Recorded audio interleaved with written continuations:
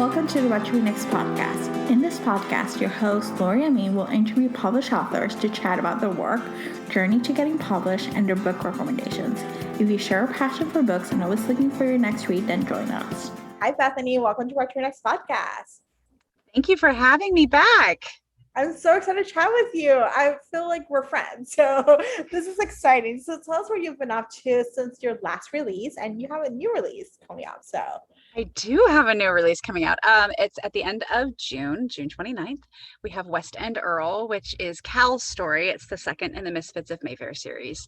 It was really kind of funny. The people that were reading Any Rogue Will Do, the first one that debuted in October, a lot of people were commenting on like, oh my gosh, I really hope Cal gets a book. I hope Cal gets a book. And I was going, yes, I'm really glad that I didn't save his story for later in the series, because Cal has been an absolute joy to write. And I really hope that his story is well received.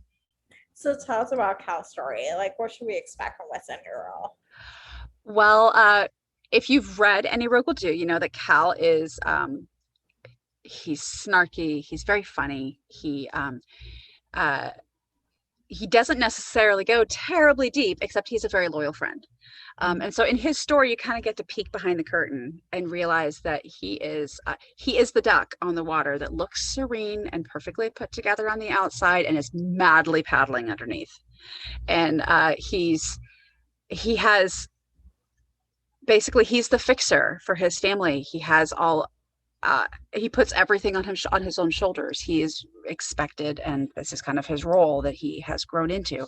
Part of it is so that he can feel like he has a purpose in his family.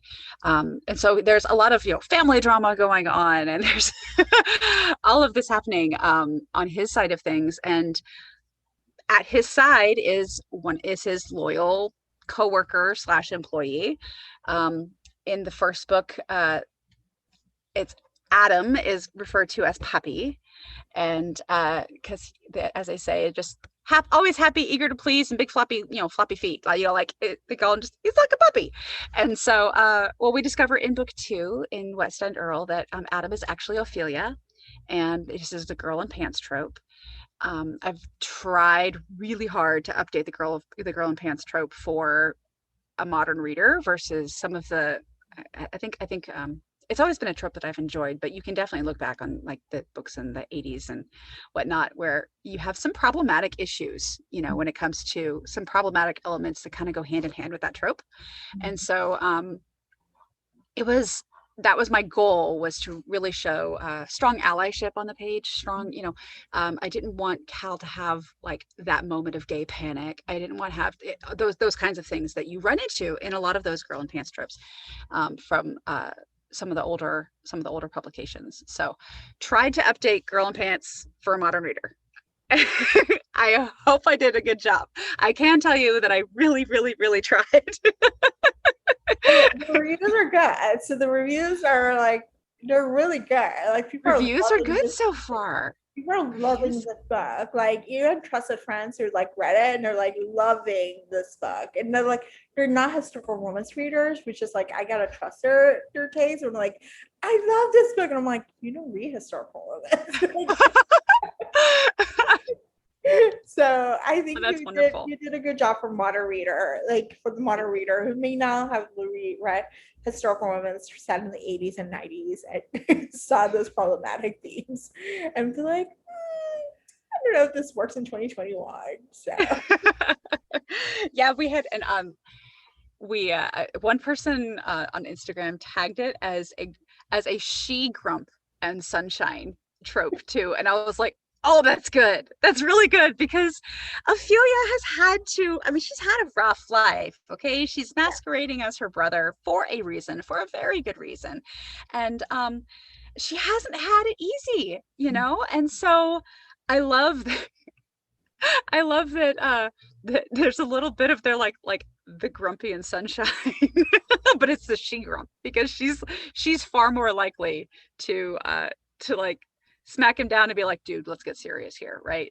And of course, Cal is always a constant snark fest. So they were so much fun to write. They were just so much fun to write. gosh, I love this. So what can we expect for the rest of the series? Like, where do we get more books? We do get more books. Definitely for sure one, because I have one that with my editor right now. In Cal's book, you can't go too deep into it just because it is going to be some spoilers there, and I don't want to spoil things for people who have not gotten an early copy or read it by the time this comes out. So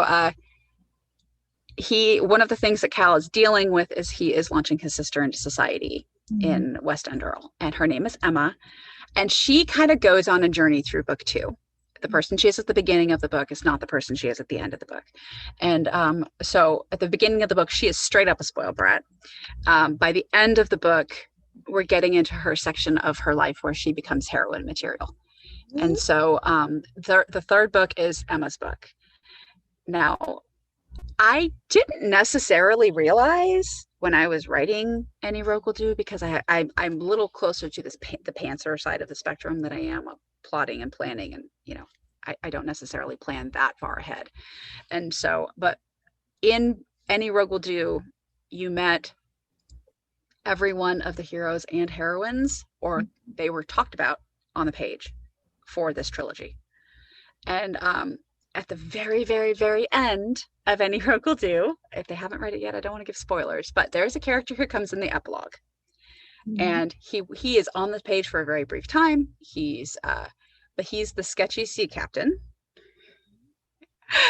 And he only has a few little pieces of dialogue. But when I was writing it, I was like, oh, dude. Oh, you're okay. All right. That's how this is going to roll.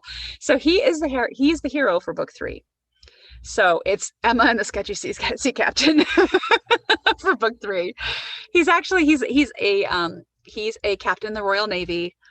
But he has good reasons for doing what he does. However, he definitely has creative means to ends, I think is probably the most politically correct way to say it. Yeah. But he was fun. He was super fun. So I have that book will be coming out next May of 22. Oh my gosh, I'm so excited. I'm so excited. You're putting the books out. You're like, okay, now we have to wait like a few months, Unfortunately, I would love to tell you that there's a certain point, like once I get past edits, and then we're just waiting, and we're waiting for things like finalizing the cover, and they're doing all that stuff that's outside of my control, right? At that point, I'm like a little kid. I just want to shove it into people's hands. Here, meet my friends. They're fun. It's like no self-control. That's the hardest part, is the waiting. Once the story is written, and I just want to just go shove it at people and be like, here, isn't this fun? And I'm like, as a reader, I'm like, yes, give me more. So I'm not looking forward to the wait of having to wait for Emma's book, but I do hope that it will be worth the wait. So there we go. It's so good. So so what has been a couple of books that you have read that you're like, oh my gosh, I can't wait to recommend others to read? I have been I think especially it's kind of funny how like we're kind of still in the time of COVID, although we're not in the full lockdowns and things like that anymore. So it feels like we're coming out of it. I'm vaccinated, like we're starting to discover the world again. And so some people, they just like went dark and went deep when it comes to like dealing with the stress around them, where they're like, yep, okay. For me, I went the opposite direction. I'm like, I need light. I need to be smiling the entire time. I don't want heavy angst.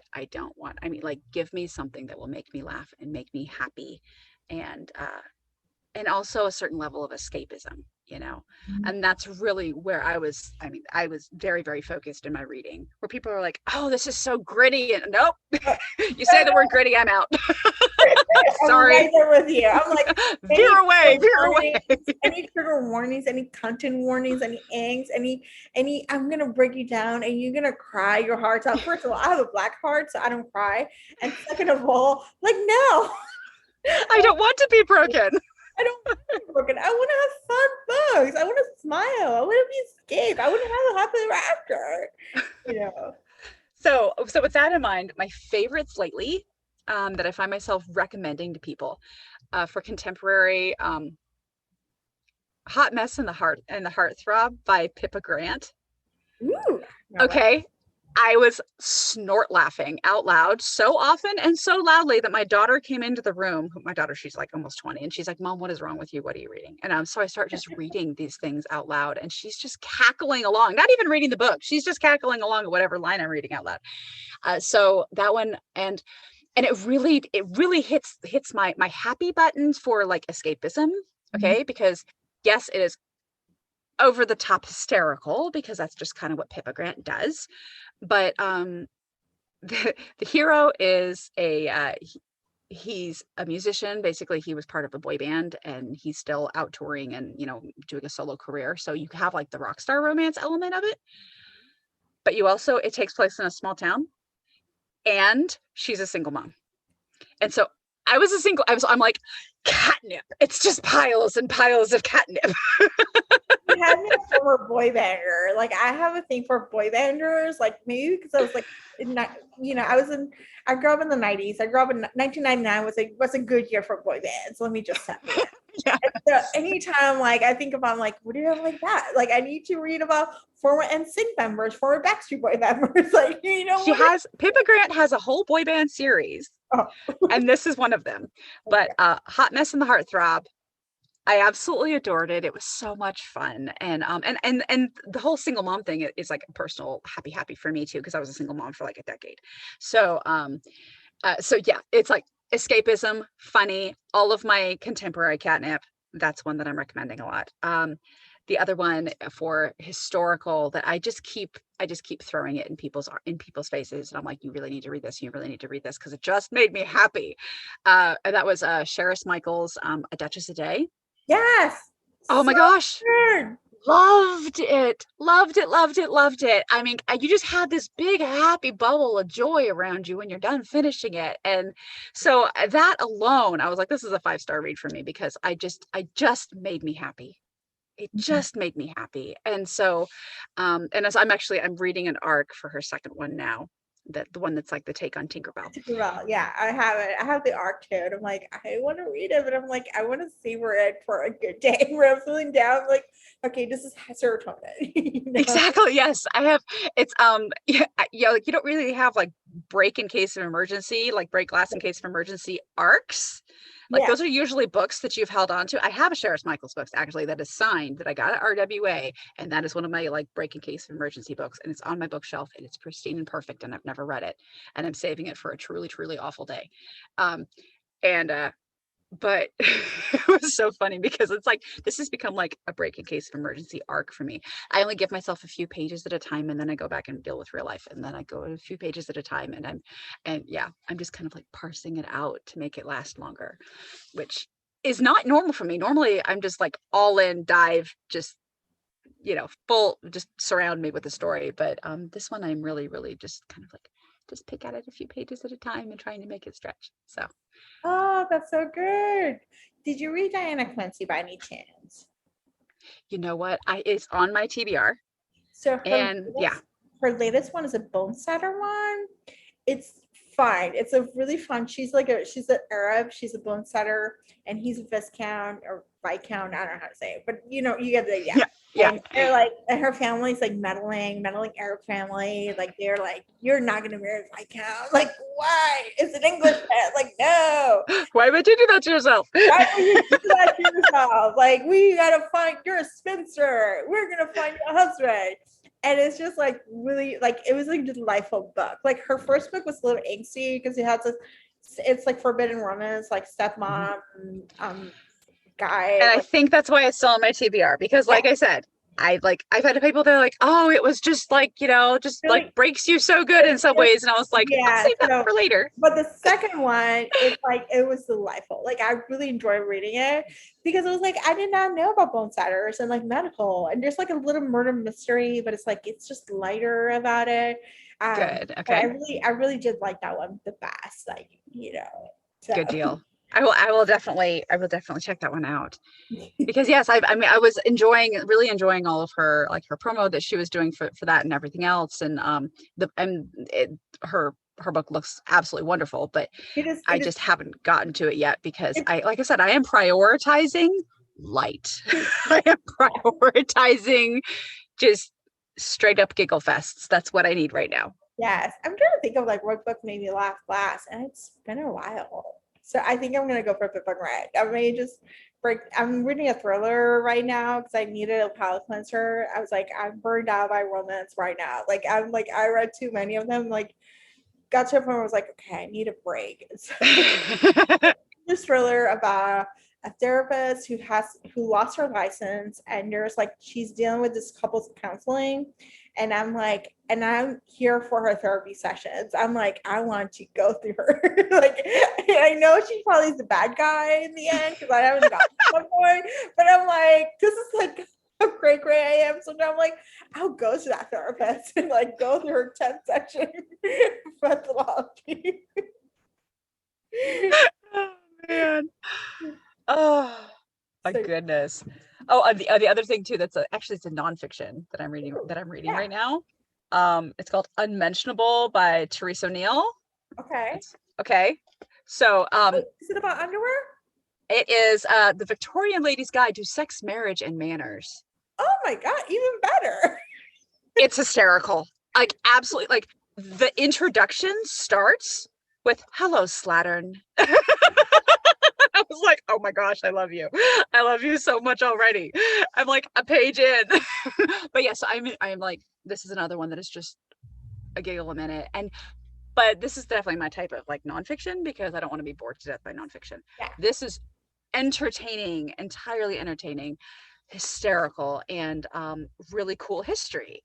And so, and because it is Victorian, I'm at the stage now where I need to be looking at what we're writing next, you know, and one of my ideas is a Victorian series. So I am enjoying myself and calling it research. I love this kind of research. Like, you know, I'm just learning about sex in the Victorian, and you know what? It was different from Regency, so it makes a big impact. The role of women changed, even though Queen Victoria was a queen. The role of women and property and stuff and freedoms changed dramatically over that period. So absolutely, which is why the series that I have in mind has to be Victorian. Yeah, because it's women in the workplace. Mm-hmm. And so, you know, like, yeah, it's and it wasn't that women didn't work during the Regency, but those higher class women and middle class women did not work during the Regency. I mean, it was, you know, so I knew it had to be Victorian or later because Gilded Age is fabulous show. So Gilded Age would be lovely, absolutely lovely. You know, but right now I think that there's I think it would be hard to like break into Gilded Age because there are just those couple authors that do Gilded Age really, really, really well. And so I think it would be kind of like hard to like elbow my way into the ranks. I don't see that happening anytime soon. Start with Victorian and then see where the world leads you. Like, see, you know, like take it a few years, like go incremental. Like it doesn't have to be like all or nothing. Yeah. We'll just keep going forward by 10 years and wait for them to notice. Wait for a little bit more. Yeah. I was like, I love Gilded Age. Like that's like my go-to like catnip. Like give me Gilded Age. Give me like I love Joanna Shupe, like 1890s in New York. I'm like, I'm here for it. Yeah. Like, and so it's funny enough. I'm like, it's like I love the fact that women were working. I love the freedom. I love the innovations that happened in Gilded Age. They're like, you know, I was actually talking to my director. She was like, oh, you should go to Marshall Fields for the Oak Room. The Marshall Fields is right now Macy's, but it's a big department store in Chicago, and there's an Oak Room, and it was the first restaurant for women so they can spend a day shopping. And that happened. I was like, that happened in Gilded Age. Like, I know that's a Gilded Age invention, you know, like they wanted women to go like shop all day so they have a place for them to eat, and you gotta do this. And I'm like, you know, I'm like, it's a Gilded Age. Having access to public restrooms for women so that they were able to go out like actually longer than the period it would take before, you know, you have between the times when you have to use the restroom. I mean, like that it's a Gilded Age thing. It's amazing because it is. When you see, that's one of the kind of exciting, cool things about Gilded Age and Victorian, and of course, opposite sides of the pond. Yeah.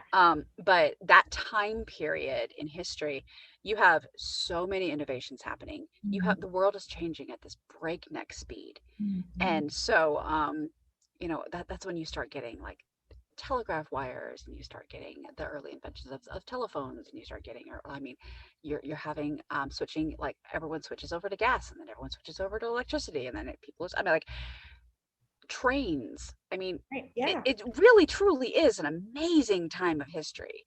And so, and I think it's actually a little bit like overwhelming how much was going on during that time. And so to put a character there, I think would be really fascinating. You could grow into it, just like Lisa Kleypas is growing to her eras. Like they keep growing, they keep getting longer and longer and longer. Like like right now, like I read the newest one, Devil in Disguise, and it's about the Wallflower's oldest daughter. And so it's like the Wallflowers happened, like she wrote those like 20 years ago, like 50 years ago. And then like she's like, okay, we're aging that. Like, like it's the next generation. We're adding trains, we're adding telegraph, we're adding all these innovations, like slowly but surely. You're like, oh, we're like in a different world from the Wallflowers. So you can create a world, and it just allows you to just explore it and expand and see where it leads you. Well, I do have to say that if I am able to sell my publisher on the idea of the Victorians, I think that like one of the first things that I'm going to do is I have to make sure that I bring in some of my misfits, because they'll be older. Yeah. Like my misfits will be like 60. Between 60 and 70. And I really love the idea of seeing Lottie and Ethan as old people. Yeah. They're like, I mean, and even then 60 isn't terribly old, but if in the Regency it sure was. And so, getting to see Lottie and Ethan as old people, and getting to see Cal and Fee, and how they age and how they're interacting after 30 plus years of marriage. And I think when I was writing the third book, that was one of the most fun that I had in this entire series, was putting all of the couples together on the page at the same time. I mean, like I had basically what I keep telling people is like, this book is so much fun. It's so fun. I don't know if it's good, but I know it's fun. Because it's basically just all of my imaginary friends playing together, and it's just a hoot. So I'm really having a blast with the series. I'm so glad you're having a blast. And you know what? It shows when you're writing. So well, thank you. When a writer has fun, it's like, it's fun. It's a fun book to read, So I love this. So tell us where you can find you online. Let's see. My happy place is Instagram. Okay. So I am Bethany Writes Kissing Books on Instagram. I am Bethany Romance on Twitter. Bethany Historical Romance on or Bethany Bennett Historical Romance on Facebook, and I have a reader group on Facebook called the Beehive. So you can look, if you're just searching, you can look for Bethany Bennett Beehive, and if you join the Hive, that's they get things like I'm working on a short Christmas novella that's gonna a short story that's gonna be in part of an anthology that'll be free for Christmas, and that's going to be for my newsletter subscribers. So newsletter subscribing, that's my website, BethanyBennettAuthor.com. But people in the Hive, they get like first of everything basically. So they get things like where I'm like, so this is this piece of nonsense that I'm writing right now, and I'm just enjoying myself, and I'll go on live for a few minutes and like just read whatever I'm doing, or like, hey, these like right now we have I have a giveaway that I'm doing. If you're a Hive member, you can sign up, and I have these cool little solid perfumes that I made that are jojoba and beeswax and essential oils, and there's a 1 cent for each heroine of the Misfits of Mayfair.